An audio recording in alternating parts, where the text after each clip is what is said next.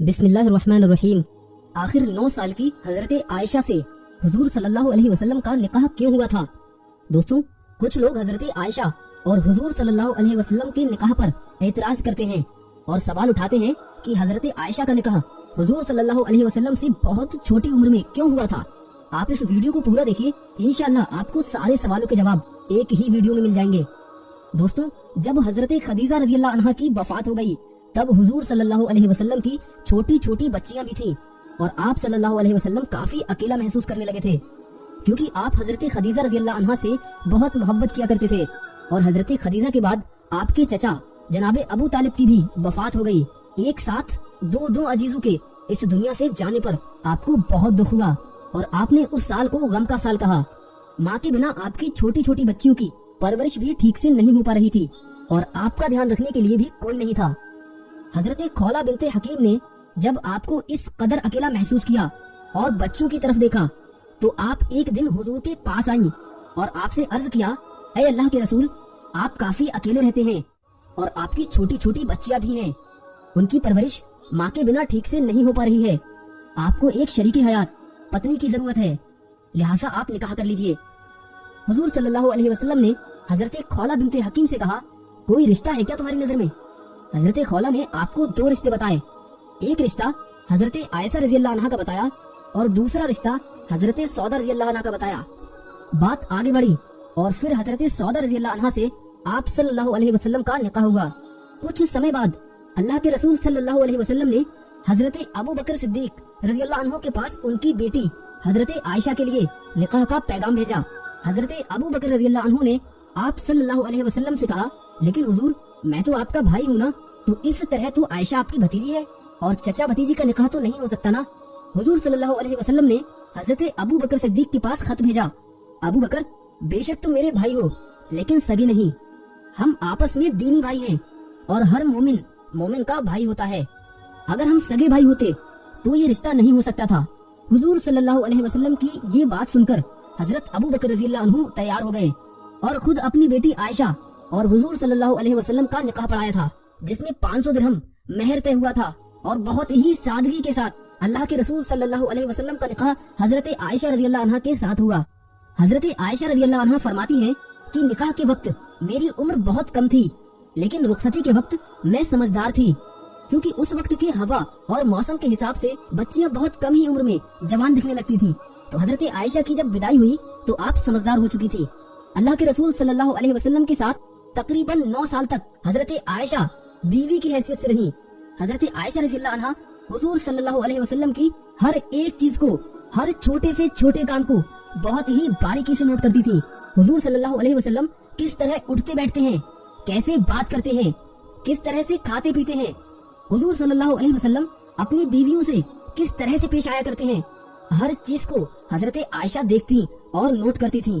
حضرت عائشہ کے سامنے حضور صلی اللہ علیہ وسلم پر قرآن اترتا تھا، حضرت عائشہ ان آیتوں کو پڑھتی تھی، ان کی تفسیر کو سمجھتی تھی۔ حضور صلی اللہ علیہ وسلم کی جو نجی زندگی تھی اس میں حضور جو کرتے تھے اس کو امت تک پہنچانے کے لیے حضرت عائشہ صدیقہ کا بہت بڑا رول ہے۔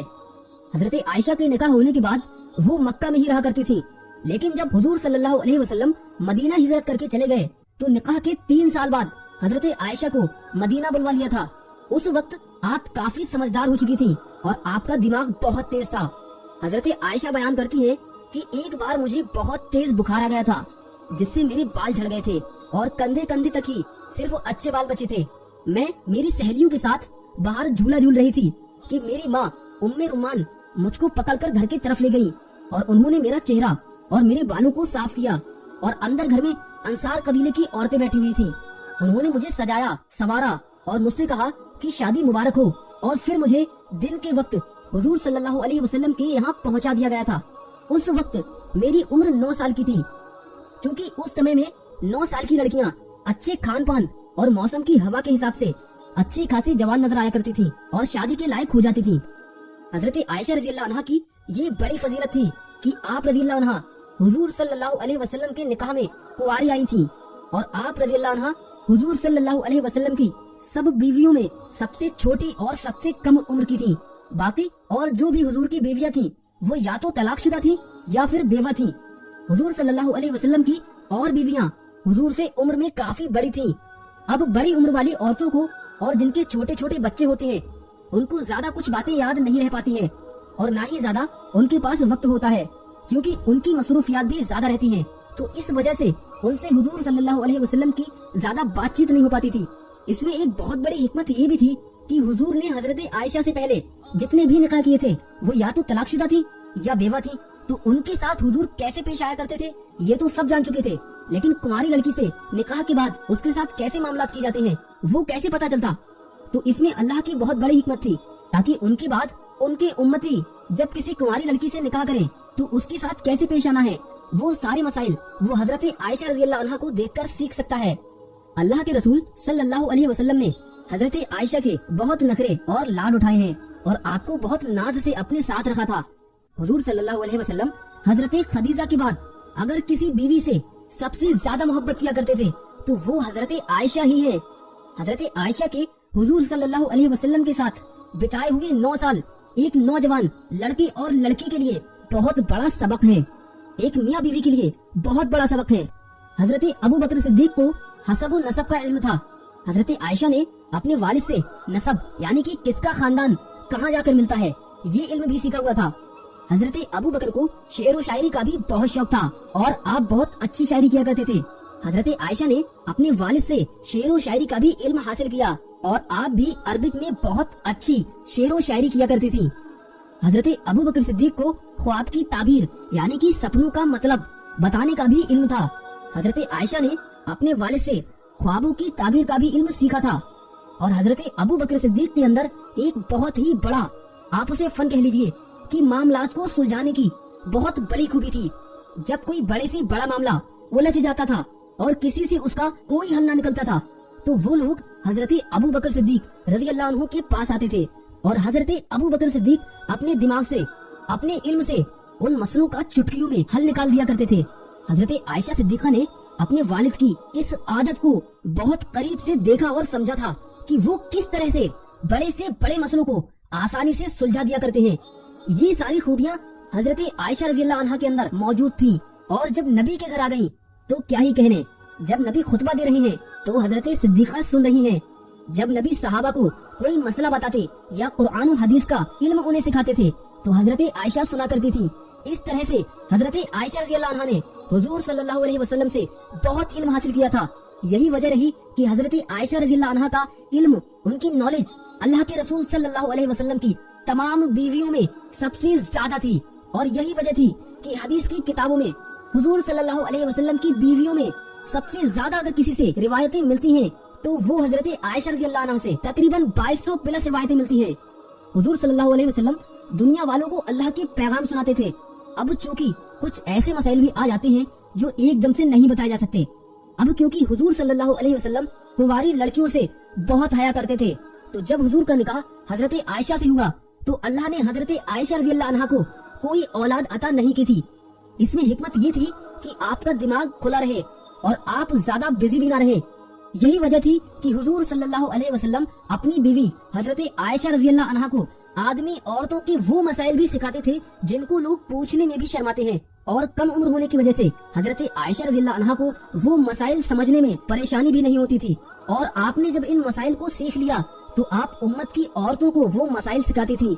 अगर हुजूर सल्लल्लाहु अलैहि वसल्लम अम्मी आयशा को मियाँ बीवी के वो मसाइल ना सिखाते तो ना कोई सहाबी, ना कोई ताबई, ना कोई वली आज हमें वो मसाइल सिखा पाता जो अम्मी आयशा सिद्दीका रज़ियल्लाहु अन्हा के जरिए हम तक पहुँचे हैं।